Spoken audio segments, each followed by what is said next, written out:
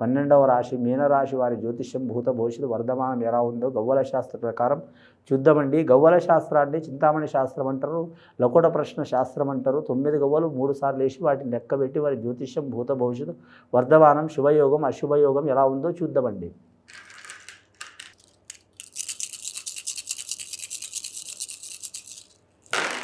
మీనరాశి వారి జాతకంలో చూడాలంటే మాత్రం చాలా వరకు శుభయోగం పడ్డదండి. 2 గవ్వలు పడ్డాయి వారి జాతక బలానికి.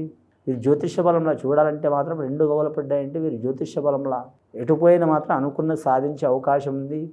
వీరితో పాటు ఇంకొకరు సహకారం లేనిది ఏ పనులు జరగవండి. ఎక్కువ శాతం ఇతరుల మీద నమ్మకం ఖచ్చితంగా ఉంచుకోవాలి. రాశి వారికి రాజయోగం ఉన్నది, కూర్చుంటే రాదు, లేస్తే మంత్రి, తిరిగితే సేనాధిపతి అన్నట్టున్నది. ఎక్కడ పోయినా అనుకున్నది సాధించే అవకాశం ఉంది.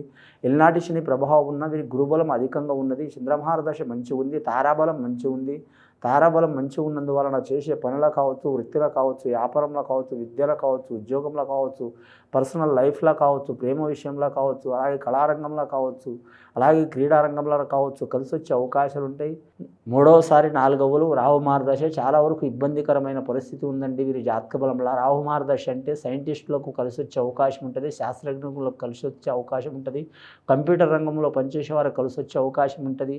అలాగే మాత్రం స్టాక్ మార్కెట్, షేర్ మార్కెట్ రంగం వారికి కలిసి వచ్చే అవకాశం ఉంటుంది, రియల్ ఎస్టేట్ రంగం వారికి కలిసి వచ్చే అవకాశం ఉంటుంది. కానీ ఇతరులకు ఇబ్బంది అయ్యే అవకాశం ఉంటుంది. రాజకీయ నాయకులు కావచ్చు, వ్యవసాయ రంగం వారు కావచ్చు, కుటుంబ రంగం కావచ్చు, చికాకులు వచ్చే అవకాశాలు ఉన్నాయండి. ముఖ్యంగా మాత్రం ధనం ఇబ్బందులు పెట్టే అవకాశం ఉంటుంది. ఏ పని అయినా 10 రూపాయలు ఖర్చు లేనిది ఏ పని కాదండి వీరి జాతకంలో. 10 రూపాయలు అయ్యే కాడ 20 రూపాయలు అయితే, 20 రూపాయలు అయ్యే కాడ 50 రూపాయలు అయితే.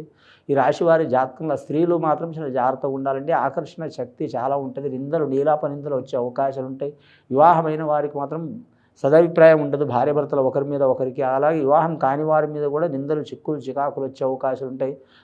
బాలికలకు విద్యాపరంగా కలిసి వచ్చే అవకాశం ఉంటుంది. అలాగే ఐఏఎస్ రంగంలో, ఐపీఎస్ రంగంలో వారికి కలిసి వచ్చే అవకాశం ఉంటుంది. అలాగే వీరి జాతకంలో విద్యారంగంలో వారికి, వైద్య రంగం వారికి, ఆరోగ్య రంగం వారికి కలిసి వచ్చే అవకాశం ఉంటుంది. వ్యవసాయ రంగంలో సరిసమాన యోగ బలం ఉంటుంది. దూర ప్రయాణాలు చేసేవారు చాలా జాగ్రత్తగా తీసుకోవాలండి. మొత్తం వీరి జాతకంలో 9 గవ్వలు పడ్డాయండి. నవగ్రహాలు అంటే వీరి జాతకానికి 9 గ్రహాల్లో వీరికి 3 గ్రహాలు అనుకూలంగా ఉంటే మాత్రం 6 గ్రహాలు ఇబ్బందికరమైన పరిస్థితి ఉంది.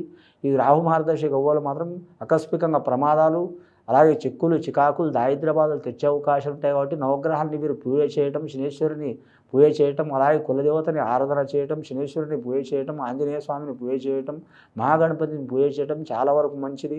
ఇది విని చూసి ఆచరించే వారికి చాలా వరకు ఈ మీనరాశి వారికి సర్వశుభాలు, సర్వ సౌకాలు కలిగే అవకాశం ఉన్నదండి. శుభం భూయాత్.